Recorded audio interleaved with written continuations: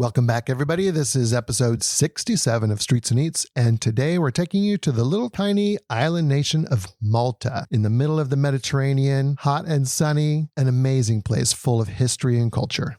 Welcome to Streets and Eats, the travel and food podcast dedicated to taking our listeners to the sights, sounds, and flavors of fascinating places near and far, both on and off the beaten path. We're Jim and Corinne Vale, and we've been traveling internationally and domestically together for decades, visiting more than 90 countries and all 50 states in the USA. We'll share all of the local knowledge and food expertise we've gathered through years of living as expats in Asia and Europe, as well as traveling with families spanning multiple generations around the world. Join us each week for a new adventure.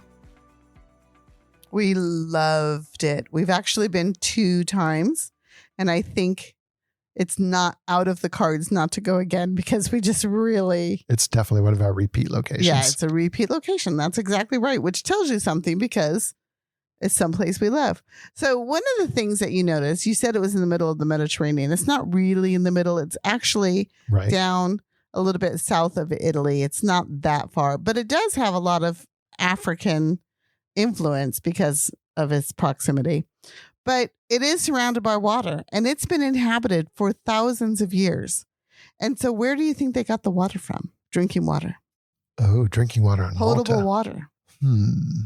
Well, it's pretty arid. This is a deep subject. Yeah. It's pretty arid, so maybe there's cactus on the island. There may be. I don't know if that's not the answer I was looking for.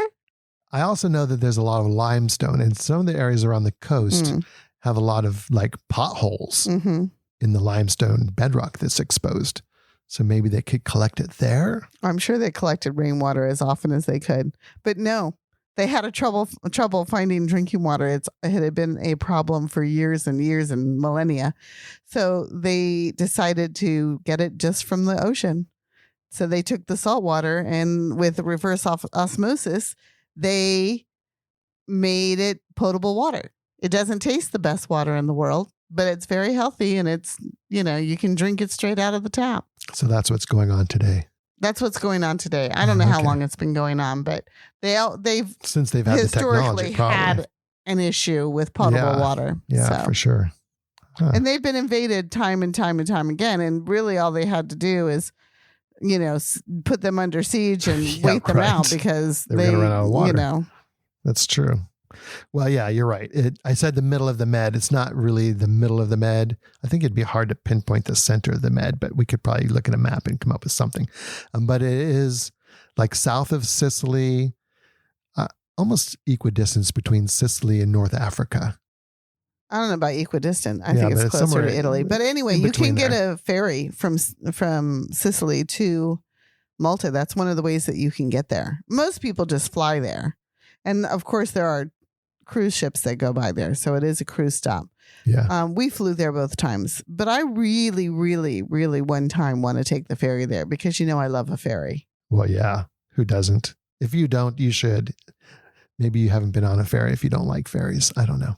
Well, and when I think of a ferry traditionally from the United States, I think of a small boat that holds a couple of cars on its deck and you go across the river and it's like, it's fun. I mean, I love that too. But it's nothing like some of these ferries that you get in Europe.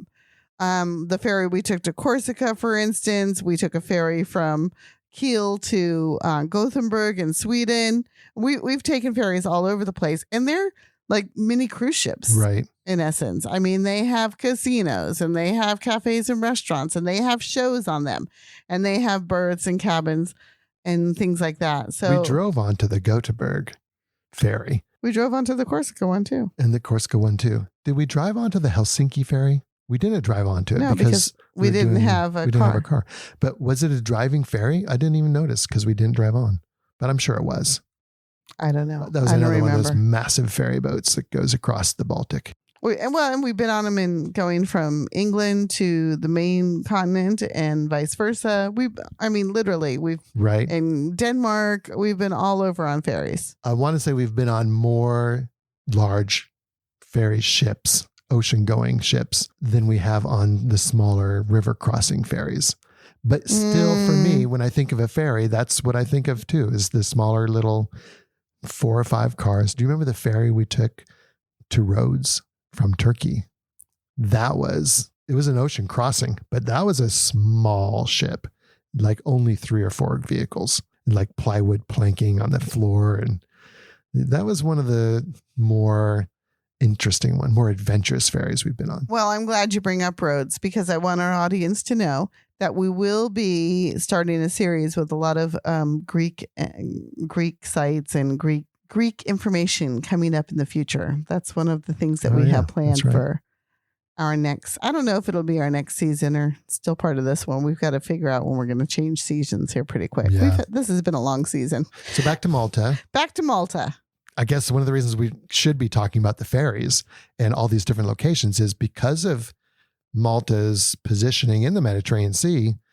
It has had just a constant changeover of civilization and cultures going through it, invading it, controlling it, you name it.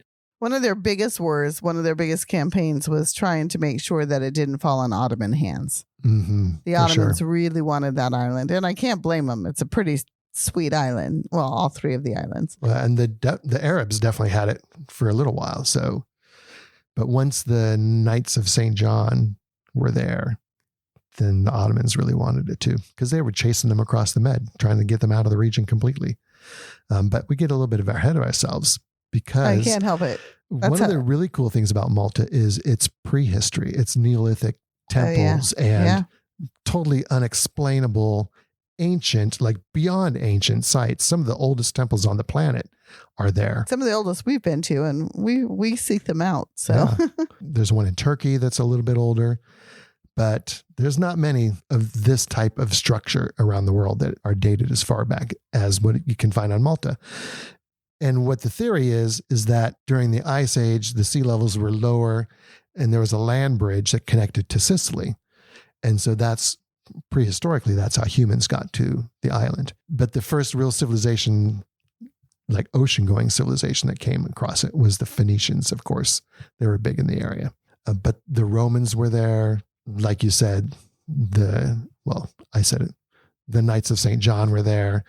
The British were there. The French were there. Well, the Spanish Malta were actually there. chose the British. That's right. They wanted them to be their, part of their empire, as opposed to some of the other choices they had at the time. You have to align, when you're that small, you have to align yourself with a more powerful have good allies. Company, in those days, at least, for sure. So when we first picked Malta, I don't know if you remember how this happened, but we were living in the Netherlands at the time, the very first time we went. And we were like, where are we going to go for spring break? And so we went to a travel agent. You remember those things? You go into this office and they plan your flights for you and book everything. Well, this was way back when. This was our very first time. Erica was I think she was 15.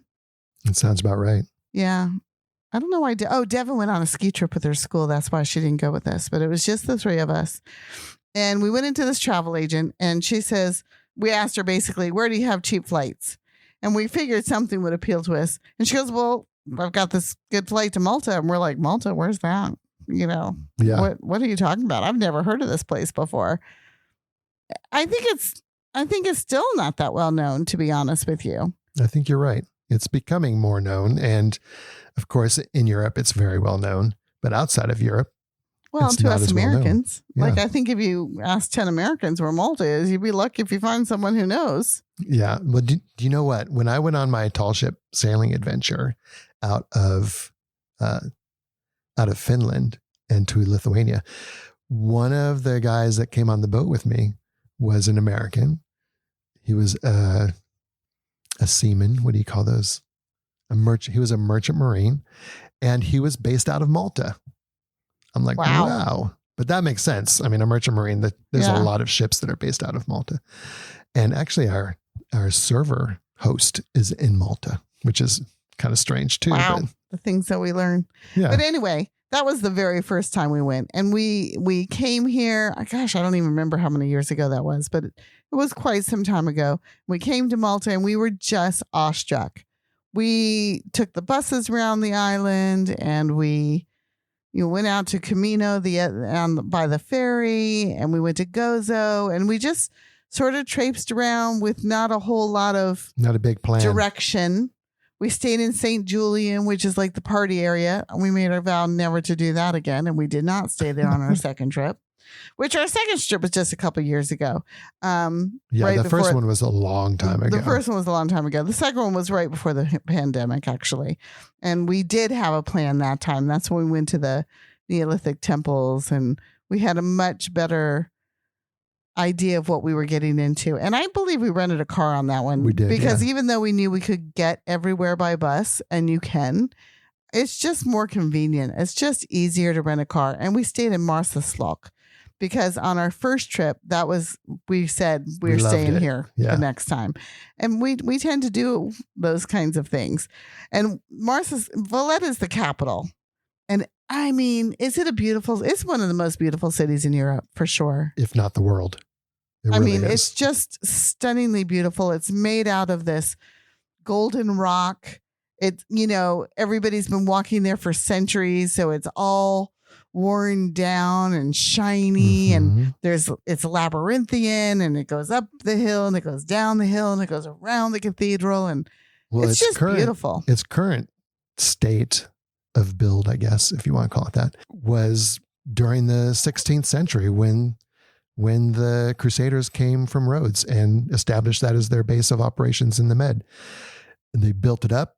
Valletta especially was their fortified city with cathedrals and everything else. So that whole area has survived largely intact since those days. Because it's made out of some sturdy rock. Yeah. And it is just incredible. It was never a major combatant area during any of the world wars. So it survived through all that. There was definitely action there, but it was not like bombed to ruins like so many other places were. So it has largely kept its character from the 16th century. And there are not many places on the planet that can say that.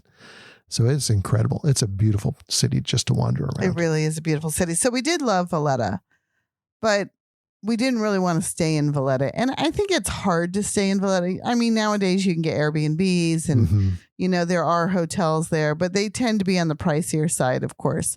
So we wanted to go out to our favorite town, which is Marsasxlok. I'm not sure if I'm saying it right. And it's really a fishing village.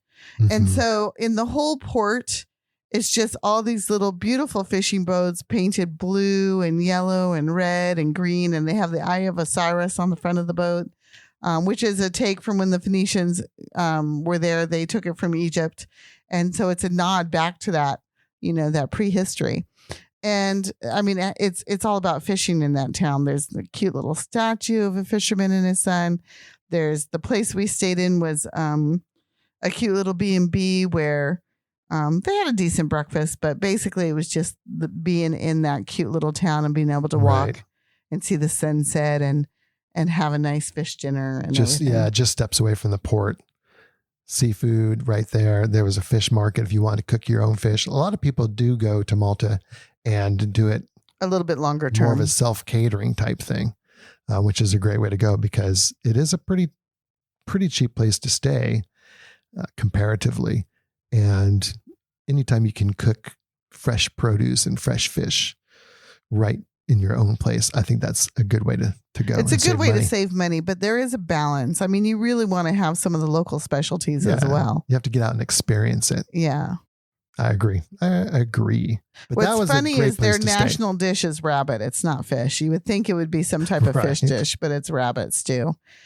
And which was good. I remember having it one time when we were in Mdina, actually. And it was surprisingly good. It's not something that you can find as ubiquitously as you could maybe in the past, but if you find a traditional restaurant, you can find it there. But anyway, we stayed in Marsasxlok, and that was a beautiful little place. And the last time we were there, the first time we went in spring, it was spring break. And the last time we went a couple of years ago was the end of November. We went in the end of November. So it was still nice.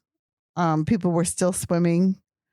It was beautiful. It was gorgeous. It was like the perfect temperature as far as I was concerned. Yeah. And you get some cloudy skies that give it a little bit more character than just the deep blue sky that you get most of the summer. So I like that too.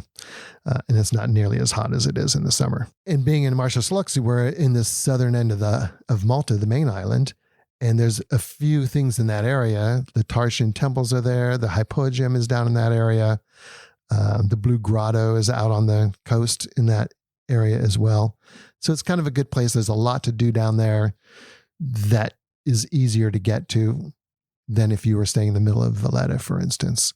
Because if you stay in Valletta, it's another one of those places where there's no cars and you have to walk out of the city to get to the main bus station. But there is a lot to see in Valletta. There's quite a few museums, the whole citadel and the fortress. There is a shooting of the cannons on a daily basis. There's, of course, all the big museums are there that you want to go see. And the castle itself is really, really cool. We spent a lot of time there. Sometimes they do military parades with the bands and everything in St. George's Square. We've seen that. That's kind of a cool thing if you're there for that. A tattoo. Is that? I don't know. I don't think you say that. Anyway, it's very nice. Yeah. And we just sort of happened on that. We saw something was happening. We waited around for it and there it was. That's always cool. That's what being spontaneous is all about, isn't it? Right. And that's also where the Archaeological Museum, the National Museum, is at. So all those artifacts that were collected at the sites are in that museum. It's a great museum too. You could easily spend a couple hours there. And then one of the most fun things I think is going out to Gozo and taking the ferry over to Gozo. And Gozo is completely different than Valletta. It also is like a small city. And since we were driving, which was really nice, we really went out. We saw some dolmen, some old ancient graves, and we just really explored the area pretty extensively. We were going up some steps right near where their citadel is, their highest point. And there were all these jars of something on the steps. And we're like, what is that? So we finally run into a lady who was selling the jars of something. And it turns out it was traditional Gozo cheese. Oh, yeah. And that, we jar had to buy sitting out in the sun. Cheese. I don't know why that appeals to me, but of course I was buying some. And I can't tell you how delicious it was. We wish we had bought more. We wish we had bought like 6 bottles of it and taken it home with us. It was so good. That Gozo cheese was. And speaking of food, the other thing that I really love is the pastizi, the pies. Oh yeah, we found those the first time we were there. We found them the first time we were there because we stayed the first time we stayed in St. Julien, which is another. Yeah, it's a very. If you want to party, that's where you want to go. And by the way, marijuana is legal there. It's the first. Oh really? It's the first country in the EU to legalize completely marijuana. You can keep up to like 53 ounces on your person. You can grow like 4 plants in your house. I mean, it's really legal there. We haven't been there since it was legalized. I wonder what that's done. Because we went before the pandemic. Right. I wonder what that's done to the island. I don't know. It's curious. But I can guarantee you that the place that you're going to smell it the most is probably St. Julian's. St. Julian's, yeah. That's the party area. It's not a connection-wise. It's easy to get anywhere from there. So it's not bad for that, but it's crowded. It's just loud. And we had a hard time finding really good food in that area too. Yeah. Well, all the food was like, British. I mean, they were made for tourists. It was made for tourists. That's exactly what it was. When we came across a little stand selling these little hand pies, what looked like little hand pies, we're like, we'll take one of those. We'll take one of those. And for a pittance, found the best food on the island. The pastizi is filled with ricotta cheese. Well, traditionally it's ricotta cheese and peas. Yeah. Yeah. Those were I think that's what I would eat every day. I think we have eaten them every day that we've been on the island. That and fish and rabbits too. Yeah. So back to Gozo. Like I said, the citadel there is another one of those 16th century constructions that's still standing.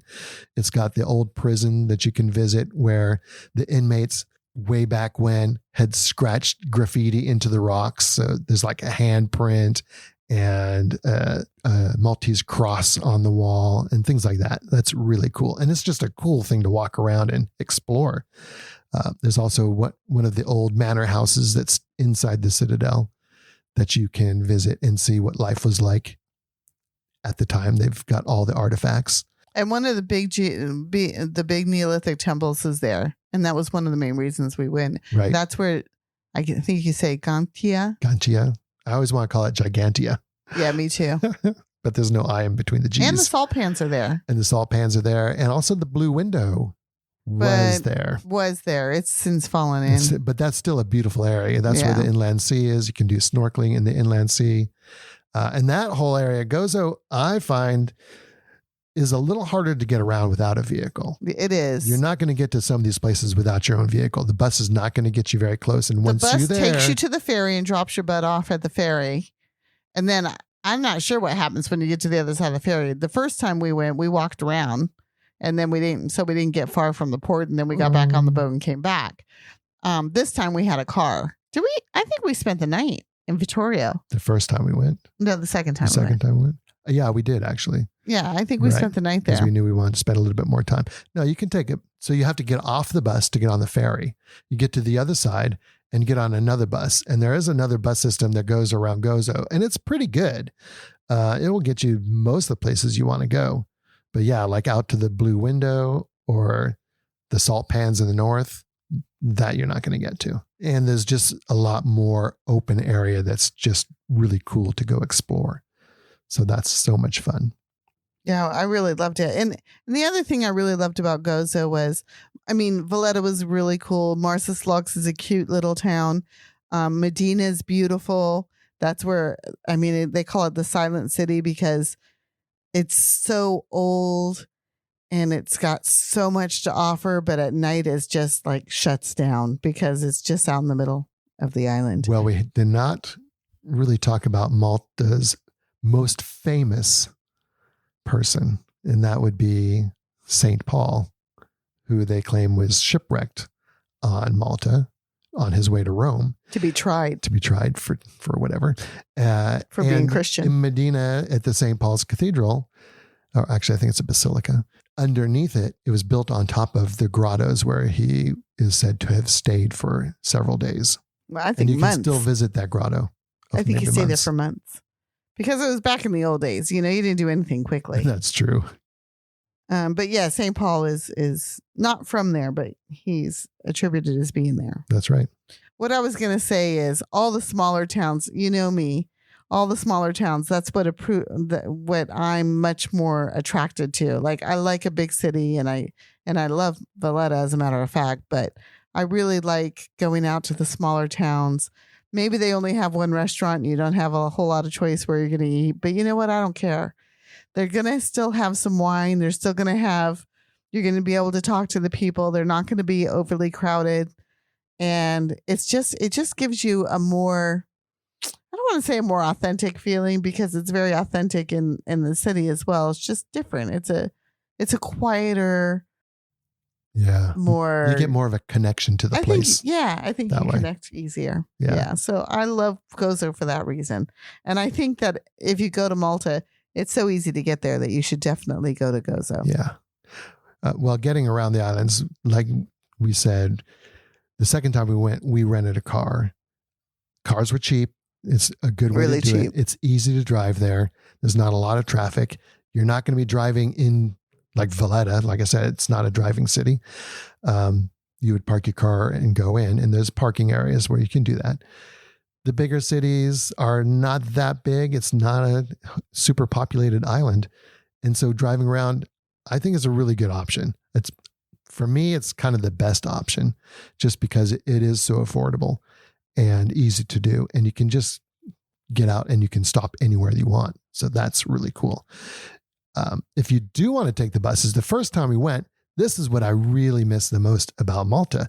The first time we went, they still had these really old, really dilapidated, almost antique, if not antique or classic buses that were super cool. They were colorful. Each driver kind of tricked out his own area a little bit differently. Some were super over the top decorated, whereas others were just, you kind of wondered how they were still running on the road. But they went everywhere on the island. And they had holes in the floor. Yeah. And they were just they had colorful. So much character. They did. So I was really looking forward to that. When we went back, but lo and behold, they were gone. Right. They had outlived not their usefulness necessarily, but their lifestyle, their lifespan. So they've replaced them with these other buses that are not nearly as colorful. But they get you where you need to go. Yeah, they don't have any character, but they get you where you need to go. Usually they're air conditioned.